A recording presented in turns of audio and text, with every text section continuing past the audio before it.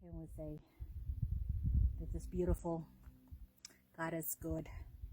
There's so many things to see out here, but I just wanted to share this view, and at the same time, I want to share an encouraging message for us today.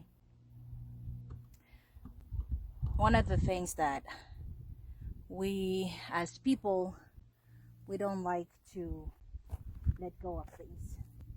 We like to hold on to things more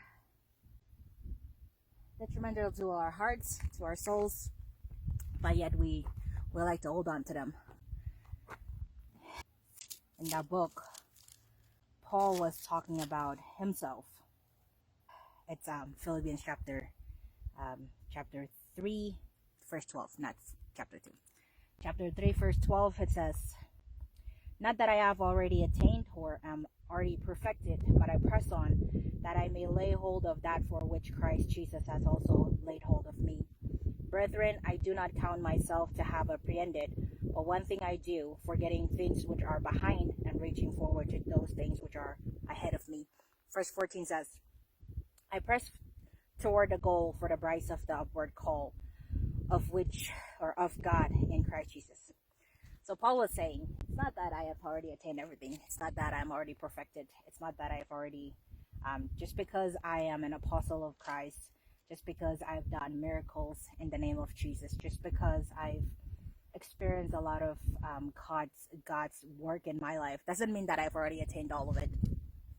It simply means that I let go of things that are past. One of the things that we don't like to let go is things that are already done, things of the past.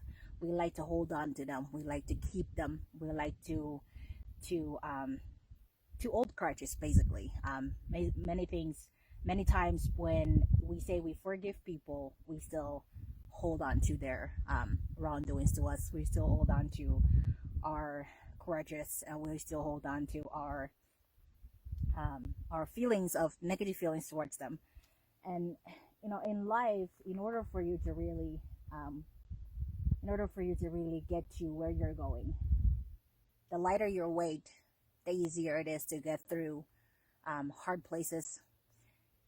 The lighter your heart, the easier it is to be able to see clearly. If you can look far without any blinders or without any negative perspectives, you'll be able to see very far, and you can be able to go very far. Learning to let go is something that we need to do as Christians. When we come to Jesus in Matthew 11:28, Jesus said, "All you who are weary and heavy laden, bring your burdens to me and I will give you rest." And many times what we people do is we bring our burdens to God and we say, "Father, forgive me for all of my sins. I'm bringing you my burdens." And then we lay down, and then when we leave the presence of God, we pick up all those and we take them with us again. And that is how our hearts are always burdened with a lot of weights, and then a lot of hard feelings, a lot of negative feelings. So it is important as Christians, what Paul is saying is not that I've already attained all of it, but it's that I've learned in life to let go of things that are already past, to leave them in the past, and then to look forward to what God has in store for me, to look forward for what is in front of me. It's not that I've already perfected, but I've learned the secret of leaving things behind, letting go of the weights, letting go of what holds me back, and letting them go, meaning that, just like if you look down in the valley, and if you throw a rock down there, there's no way for you to go down there and pick it up and bring it back up. So letting go means when you throw it down,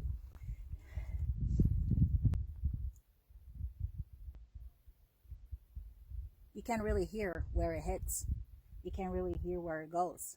And that's the same thing that Paul is trying to teach us in Philippians chapter 3, verse 12 to 14, is that letting go, meaning throwing it away, and in a place where you won't be able to go back and pick it up and carry it again.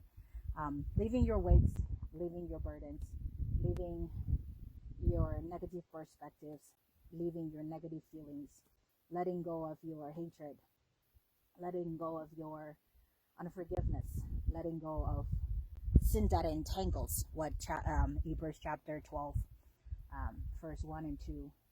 It says, because we are surrounded by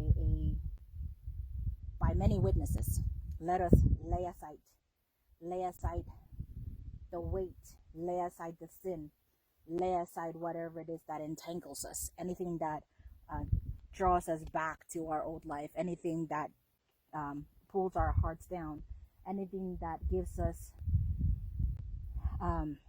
thoughts about going back to the old life, and trying to retrieve whatever it is being thrown away. So let go. Let go meaning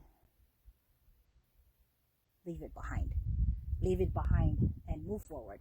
Leave it behind and keep going forward, because the only way for us to receive the full measure of God's blessing for us is to learn to have our hands empty. God can only fill our hands if they're empty. If I'm holding a lot of stuff, where am I going to put some more stuff in there? Nowhere. Same thing with my heart. If my heart is empty, God can fill it. If my heart is full and there's no place to fill, letting go, learning to let go, learning to give it to God. Good example down here. Throw it away.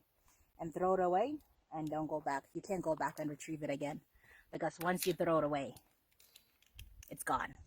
And it's gone forever. As Christians who said that we follow Jesus, in Luke chapter 9 verse 23, Jesus said, if you want to follow me, you must. It is a must. It's a command. You must deny yourself. You must lay aside. You must deny yourself. And he said, pick up your cross every day and follow. Lay everything down and follow. Lay everything down and follow. Let go. Learn to let go and follow Jesus. God bless you.